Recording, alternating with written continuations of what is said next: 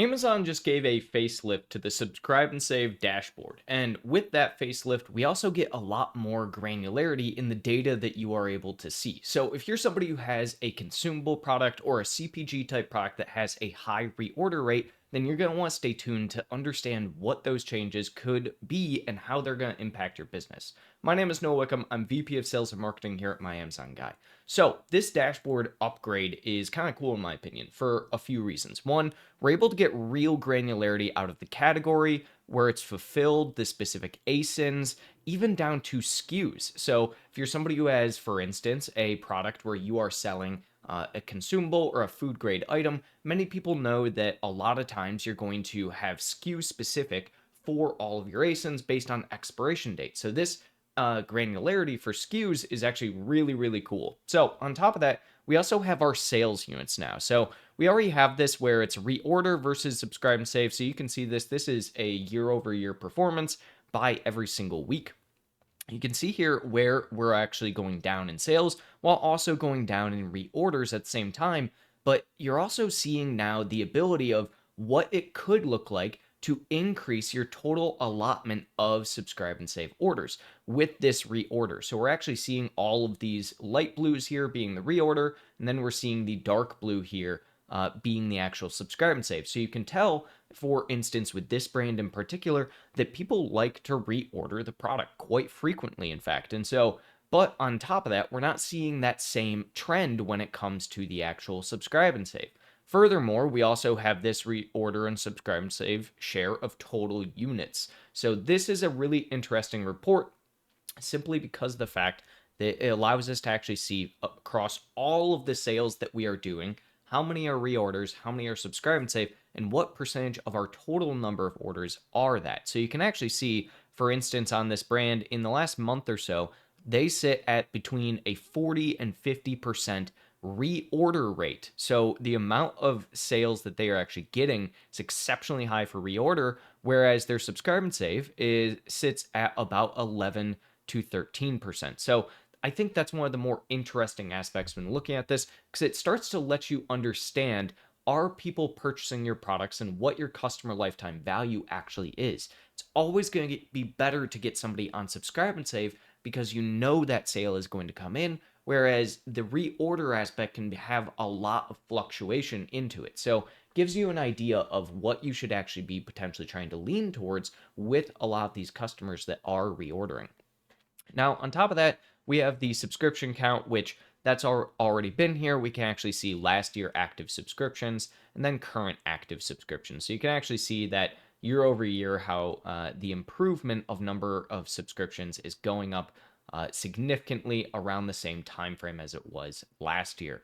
Now, moving down a little bit here, this is one of the trailing 24-month reports that I love, being able to actually see the subscriber lifetime value by customer segment. Now, a big thing is that Amazon has not historically given anything when it talks about customer lifetime value, but this report is going to tell you a ton of information. It's going to let you also understand how often you are actually getting new customers within your business. So you can see here we have a non-subscriber, so one-time purchases, basically people who are only buying the product one time. We also have the lost, so the number of subscribe and save versus one-time purchases that we have lost in that time frame.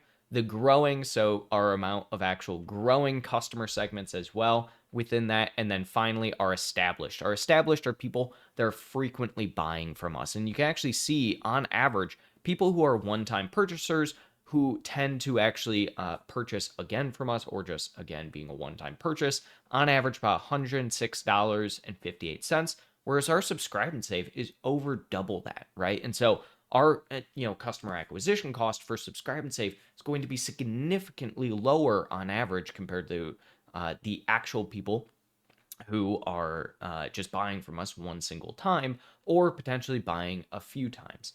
Now, we also get to see the average reorders per subscriber versus non-subscriber. So you can see here on average that most subscribers tend to do about 1.9 reorders. So you might look at this and you might ask yourself, well, what does that mean? It means on average, somebody buys from us 2 additional times when they are a subscribe and save customer. Now, the interesting thing that you need to look at when you're dealing with something like this is you want to obviously get that number as long as possible because that increases your customer lifetime value. Now, a big aspect with that as well is seeing that on average, people tend to purchase about 2 times with Subscribe and Save might tell us that that normally Subscribe and Save customers may be getting too frequent of subscriptions.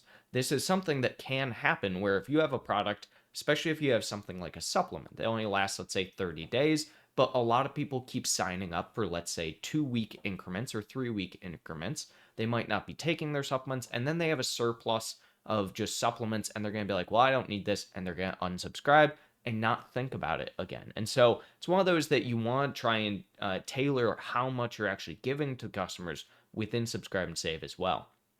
Now, looking at, a little bit deeper here, we have a few other type of deals, such as actually showing what on average share of sales by seller funding. So in this case, seller funding is at 10%, and the share of sales is 14.3. So that's one of the interesting aspects. You can also see here as well how many signups come with that seller funding. So this is interesting for people who tend to change their subscribe and save discount fairly frequently because it does actually help you at the end of the day understand a little bit better how many signups you get at every interval of seller funding.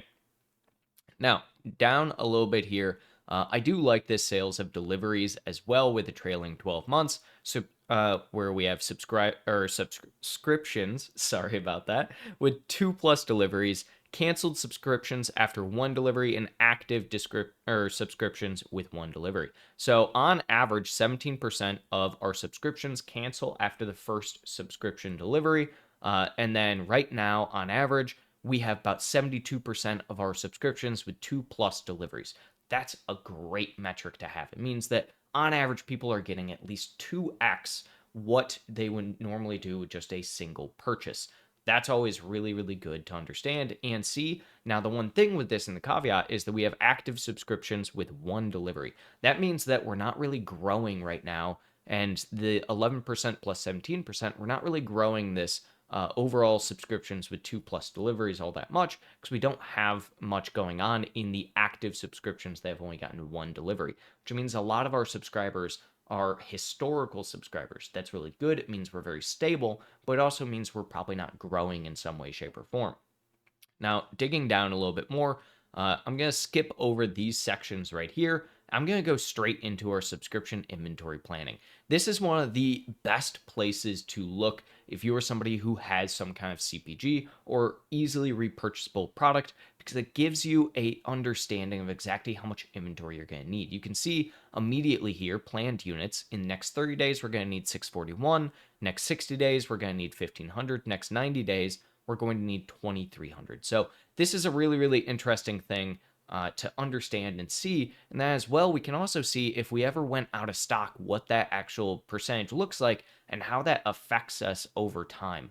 But this is really good for us to see so that you can actually start planning ahead of time, especially because a lot of people nowadays have a 90-day lead time at the least. I also like to see this plan sales based on this subscription as well, just because it gives you an understanding of what your actual cash flow is going to be. So overall, I'm super happy with this kind of update for the Subscribe and Save dashboard. I think it's going to give tons of insights for anybody who has a repurchasable product at all. And honestly, Subscribe and Save is one of those things that if you are somebody who has a consumable, a CPG type item, just anything that can be repurchased more than one time, Subscribe and Save is amazing, right? Because it gives you so much more stability in your brand and in your business. And so I would definitely, one of the things, if I was somebody who was selling on this type of platform, I would definitely look at this, the funding strategy section, and I would play around with my seller funding very heavily right now. Could you, in turn, go from 10% to maybe 15%,